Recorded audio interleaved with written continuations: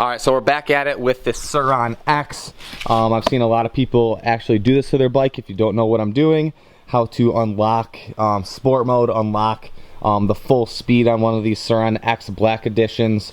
I think all I have to do, based on, I watched a couple little YouTube how-tos, I guess I'll show you, I'm going to show you a before and after, if it's worth it to actually cut the wire, if it's even worth it to have the extra top speed. I know it's probably going to cut the range on this thing dramatically based on some people in forums and some YouTube videos, but it is what it is. I want to see this thing fully unlocked, see its full potential, and kind of see what else I can do with this thing. Along with that, I'm going to delete or take off the brake system, not the brakes, but take off so when I pull the brake it doesn't cut the power. I think all I have to do for that is unscrew this little piece by the brake on both the front and rear, and it should take that away. And then I think I just have to pop off this cover, unplug the two little clips. So we will see on that, but trying to open this thing up, it's kind of difficult with doing one-handed. Try and pop this thing open. Boom. I think all I have to do, it's pretty straightforward.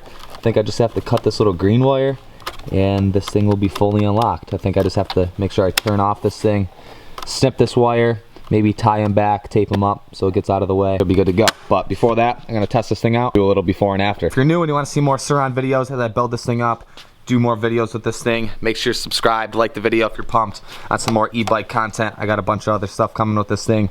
I just put on a little mud guard because it kept spraying me in the face all the time, so little Amazon find, little $5 pickup. Besides that, haven't done anything. I can't find pegs that fit. If you know where I can find some wider pegs, link them below, or send me a message on Instagram. But let's get the top speed on this thing stock and the power, see if it changes the torque and the regenerative braking, if it does anything once I cut the wire. All right, here is in stock form. We'll do a little comparison. This is in sport mode. I never put it in the normal basic mode, always in sport to have that torque right off the bat.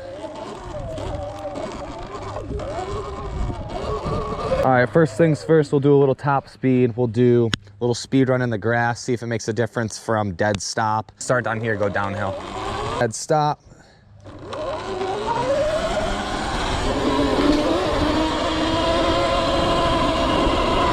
The top speed on that, I'm not sure if the GoPro will even be able to see the little speedometer on here. So 32 miles an hour, stock. This will do a torque test. I don't know how much torqueier I'd even want it because it pops right up just fine to do wheelies and to keep the wheelie up. Oh, falling or leaning.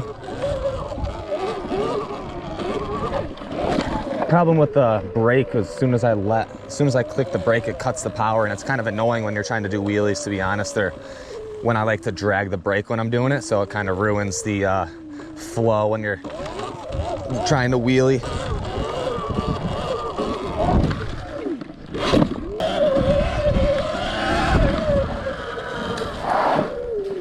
Also have to do a comparison on the actual battery level, see how long it lasts from fully topped off to dead, if it makes a difference. Before I could usually get like 2-3 hours out of it, and I never even fully emptied the thing. I've never fully gotten it past like 30% battery, and I've ridden it well over what I normally would ride with this thing. So personally, the battery's been fine for me. But number one thing, if you don't want to get mud in your face, is picking up one of these mud guards. I'll leave it linked below. Can't go wrong for like $5. Forward. Cut. Oh, I should probably turn the breaker off. Cut this wire. Probably just tape one off. We'll just tape it to the front here and we should be good. Boom. Little tape, and this thing will be good to go. This is literally a 30-second job. Not even. Could do it quicker to unlock the full power. I don't know why it doesn't come stock full power, or to be on like road use, or to be able to be legal, street legal technically, without them having to get some other permits or something. All right, quickly, I want to thank the sponsor of this video, which is Blue Eddy, which is this huge portable power system which will be able to charge the Sur-Ron on the go. So if you have a Sur-Ron or any e-bike and you want to be able to charge your bike on the go, this is definitely something I would look into purchasing. I'll leave the link in the description if you want to check it out. This is the EB55, which is 537 watt hours or 700 watts. I'll definitely be able to charge the Sur-Ron Sur-Ron up multiple times when I'm out if I don't have an actual plug-in or an outlet to get this thing charged up. A wireless charger on the top. It has the USB-C port, which will charge your iPhone in maybe 20 minutes if it's completely empty, which is super nice if you do have that cord. It's got a bunch of nice little USB ports if 4 people want to charge their phone at the same time. If, say, you're on the boat, you're in a truck, you're camping, you're out and about, tailgating, anything like that, it's super convenient for, you could have 5 people plug in if you have the USB-C and then 4 USBs going at the same time. So that alone is super convenient to have if you have a bunch of friends and you're always out. And then obviously you have all the 4 actual outlets. One being the one for the Sur-Ron charger or my ALTA charger or any other electric bike charger. Charge your computer off of this, charge pretty much whatever you need off of it. And then of course you have the 12 volt cigarette lighter, which is nice to have. And obviously the power button for each separate unit. You can see the display turn on for each separate one when I turn it on. You can see the different levels and the wattage and how much you have left on this thing. And lastly, up here you have the input to actually charge this thing and plug it in. It's super nice. It's got some nice little rubber feet on here, so you're not going to ruin the actual casing on this thing.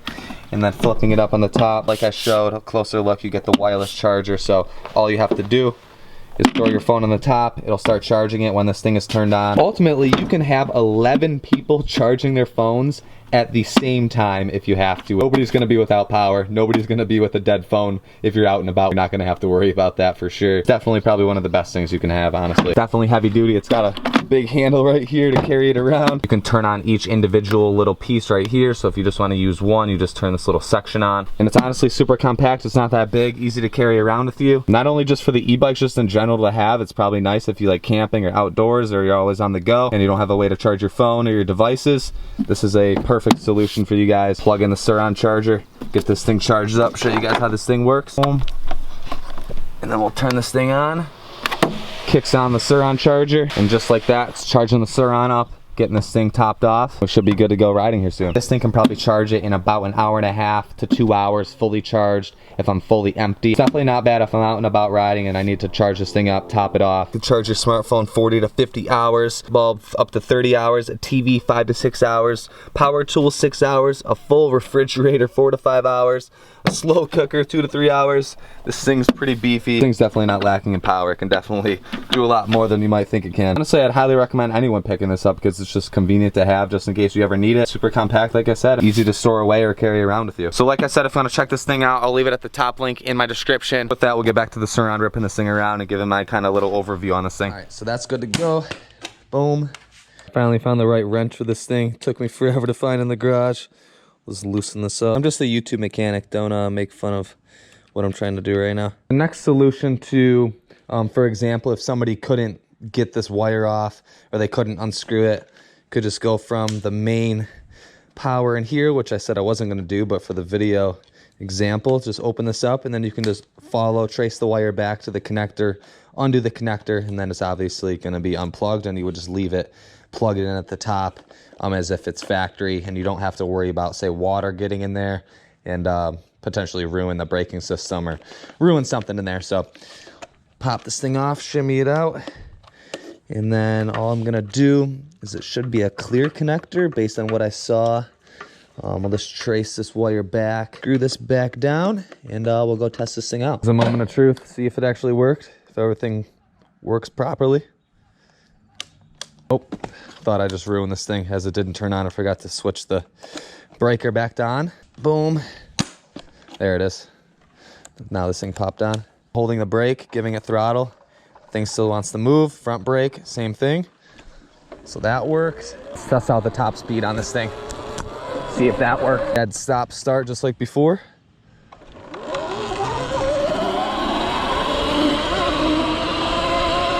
It's way faster than a pit bike. Way faster. This thing's gonna be so much more fun now. If you haven't looked into getting a Sur-Ron, I definitely recommend it. It's like the best of both worlds with having a pit bike, being able to ride wherever, whenever, but it's silent, so you really can get away with pretty much anything on this thing.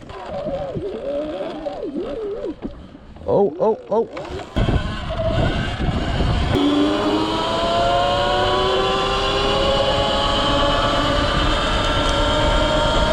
Front brake makes a funny noise now. It kind of like, I don't even know what noise to call that. This definitely doesn't seem normal. Now that I have to stop going like 45, it's definitely a little worse.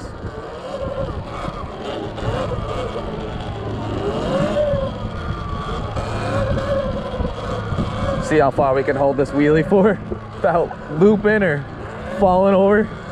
Oh, oh, oh, oh, we're still going. See if we can do the whole driveway. Oh, oh, oh, oh. Still going somehow.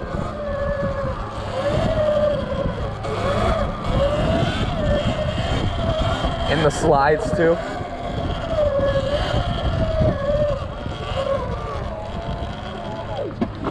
Ooh.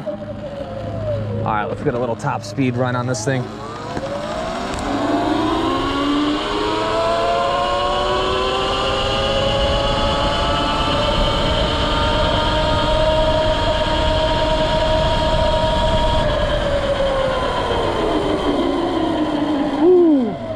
All right, looks like top speed where it cuts out is 45 miles an hour, which is pretty good, honestly. I don't know how much faster I'd really want to go on this thing stock.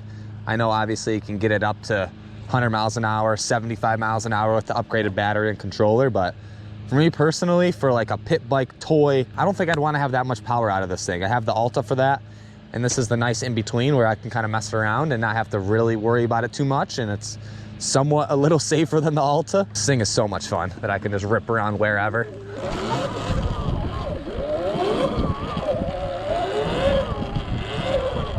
Whew. I definitely could have done the whole driveway before. Just wanted to turn around and get that speed run.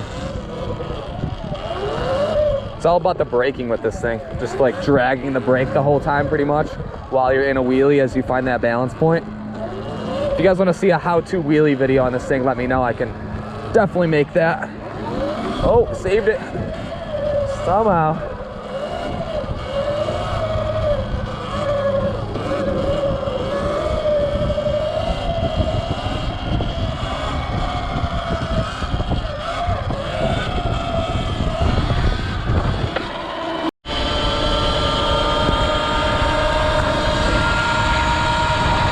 So in conclusion, I would highly recommend doing this. I don't know why you wouldn't. I think the 45 miles an hour is the perfect speed for this bike and the platform, and not being overpowered in the size of the bike. So I'd highly recommend doing that pretty much as soon as you get the bike. I pushed it off just for content purposes, but highly would recommend cutting the wire, doing the brakes, getting yourself a little mud flap, and then bigger foot pegs right away. Let me know what kind of videos you want to see me do with this thing. I mean, maybe I'll upgrade the battery and controller just for like content to show you guys the potential of this thing. But for right now, I'm stoked with it, and I really don't need to change anything. I'm probably going to order up some new tires, like some trial tires that are a little bit wider, more kind of low-key, not super knobby. I pretty much ride this thing on the road and like just grass and gravel, so I don't really need a full dirt setup. Overall, this thing's sick. A lot more content to come with it. If you're stoked, like the video. If you're new, make sure you're subscribed. Want to see what's going down before the videos come out, you can follow my Instagram at Tyler Monagan. And with that, I'll see you guys in the next video.